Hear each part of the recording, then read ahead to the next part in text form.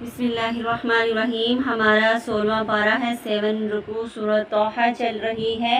115 آیت سے دیکھتے ہیں۔ اس سے پہلے آدم کو بھی حکم ہوا تھا کہ اس درخت کے قریب نہ جانا۔ البقرہ اعراف میں بھی اس کا ذکر ہے۔ بھول جانا انسان کی کمزوری ہے، اور بھولنے کی وجہ ارادے کی کمزوری ہوتی ہے، تو اس کو ہم نے پختہ کرنا ہے۔ 160 آیت کیا تھا کہ کہا تھا ہم نے آدم کو سجدہ کرو، مگر ابلیس نے انکار کر دیا۔ 170 بتا دیا تھا کہ تم اور تمہاری بیوی کا اب یہ دشمن ہے، یہ نکال نہ پائے تم دونوں کو جنت سے، ورنہ مصیبت میں پڑ جاؤ گے، محنت مشقت کرنی پڑے گی۔ 120 آیت وسوسہ پہلے درجے پر آدم کے پاس آیا، شیطان نے وسوسہ ڈلوایا اس درخت کا۔ سبق: اگر ایک غلطی کر رہا ہو، دوسرا ساتھ شریک ہو جائے تو اس کی بھی شامت آ جاتی ہے۔ شوہر کی غلطی میں شریک ہو گئی تو سزا پائے گی بیوی۔ 121 آیت نافرمانی کی آدم علیہ السلام نے اپنے رب کی تو وہ بھٹک گئے، تب پیغمبر بنے ہی نہیں تھے ابھی جب یہ غلطی کی۔ موسیٰ علیہ السلام سے قتل ہوا جب ابھی وہ تب پیغمبر بنے ہی نہیں تھے، یہ پہلے کی غلطیاں تھیں ان کی۔ 123 آیت اور 127 سے غفلت کرنے والوں کا انجام بتایا گیا ہے کہ جو غفلت میں پڑے رہتے ہیں۔ 126 فرمائے گا اس طرح آئی تھی تیرے پاس ہماری آیات تو تم اس کو بھول گئے، یہ سزا ہے بھول کی۔ ٹھیک ہے، اللہ تعالیٰ ہمیں آیات اور ہدایت اور عبرت کے مناظر دکھاتا ہے، اور آیت کی روح سے بھی دکھاتا ہے۔ ہم نہیں مانتے تو پھر ہم سزا کے مستحق ہو جاتے ہیں۔ 127 آج تجھے سزا دیں گے کہ ہم بھول جائیں گے، یہ سزا ہے۔ جو قرآن کو بھولے، پڑھ کے بھلا دینا۔ آیات آتی ہے مگر عمل بھولا ہوا ہے۔ پہلے کیا ہے؟ پڑھ کے بھلا دینا۔ دوسرا، آیات آتی ہے مگر بھولا ہوا ہے سارا کچھ، مگر عمل کوئی نہیں ہے نا، اس وجہ سے۔ 128 شام کی بستیوں میں سیر کے لیے وہ چلتے پھرتے ہیں، کیا ان کو رہنمائی نہیں ملتی؟ مگر جو غور و فکر کرے اس کے لیے نشانیاں، ہر ایک کے لیے نہیں ہے۔ آج بھی شیطان نے ہمارے سامنے دنیا کو خوبصورت بنا دیا، ہم صرف خوبصورتی دیکھنے چاہتے ہیں، لیکن جو غور و فکر کرتے ہیں ان کو بہت کچھ اس زمین میں سے مل جاتا ہے۔ دنیا کی زندگی میں تنگ، قبر میں سختی، آخرت میں حسرتیں۔ دنیا کی زندگی میں تنگی، قبر میں سختی، آخرت میں حسرتیں۔ ٹھیک ہے، جو دنیا کی بھول بھلیا اس میں بھٹکتا رہا وہ ناکام ہو گیا۔ 129 آیات کو دیکھتے ہیں۔ اگر تیرے رب کی طرف سے ایک بات طے نہ کر دی گئی، کون سی بات؟ اللہ تعالیٰ نے بار بار قرآن مجید میں بہت ساری جگہ پر اپنے نبی صلی اللہ علیہ وسلم کو بھی حوصلہ دیا اور بتایا اور دکھایا کہ یہ ہے عبرت کی جگہ، جو ہم نے اتنی قوموں کو عبرتناک بنایا، پھر انہی میں سے مومنوں کو اٹھایا، تقوی والوں کو اٹھایا، تقوی والوں کو پھلایا، ان کو رتبے دیے۔ تو اے نبی، ان کی دور میں بھی یہ سارا کچھ ہوتا تھا، ان کے نبیوں کے ساتھ بھی تنگی کے مسائل ہوتے تھے، ان کے ساتھ بھی ان کی جتنے بھی امتی تھے وہ نہیں مانتے تھے، نافرمانی کرتے تھے۔ تو اے نبی، آپ اپنا دل چھوٹا مت کیجئے اور پریشان مت ہوئیے۔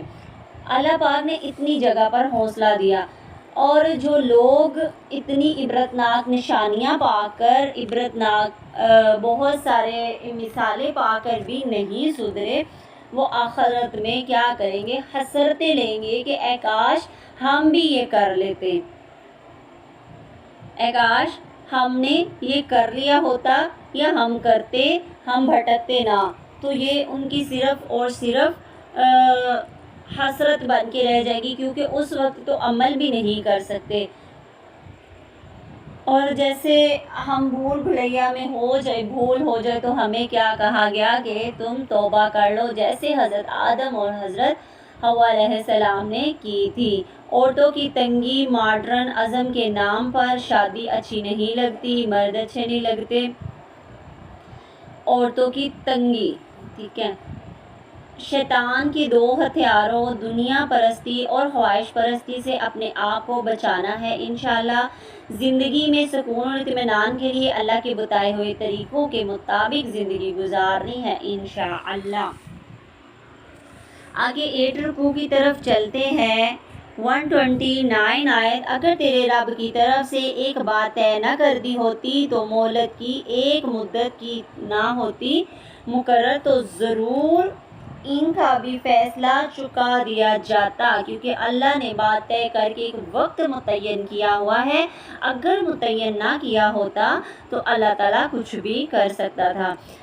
اس میں ایک 130 آیت کو دیکھتے ہیں۔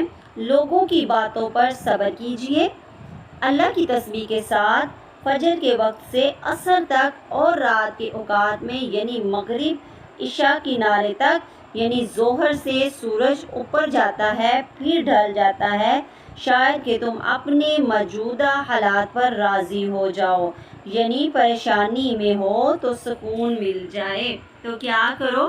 صبر کرو، اور کیا کرو؟ اور اللہ کی حمد و ثنا کرو، تسبیح کرو۔ 132 آیت، حکم دیجئے گھر والوں کو نماز کا اور خود بھی جمے رہو، اس پر اور صبر کرو، رزق ہم ہی دیتے ہیں اور انجام اچھا تقوی والوں کا ہے۔ اللہ تعالیٰ ادھر فرما رہے ہیں کہ روزی تو ہم دینے والے ہیں، لیکن اچھا انجام کن کا ہے؟ جو مانتے ہیں، تقوی والے ہیں۔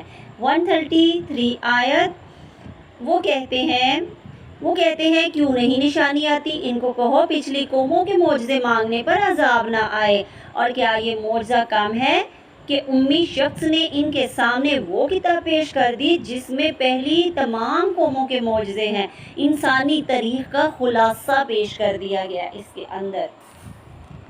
135 کہہ دیجئے انتظار کرو تم اور ہم بھی انتظار کرنے والوں میں سے ہوں۔